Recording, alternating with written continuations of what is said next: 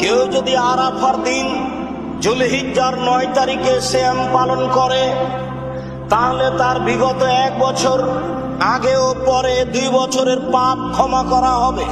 আবু হুরায়রা রাদিয়াল্লাহু তাআলা আনহু বলেন, রাসূল সাল্লাল্লাহু আলাইহি ওয়াসাল্লাম বলেছেন, মা মিন ইয়াউমিন আকসারা আইয়ুতিকাল্লাহু ফিহা আবদান মিনান নারে মিন ইয়াউমি আরাফা। পৃথিবীতে এমন কোন দিন নাই যে দিন আল্লাহ তাআলা অধিক সংখ্যক মানুষকে জাহান্নাম থেকে মুক্তি দেন।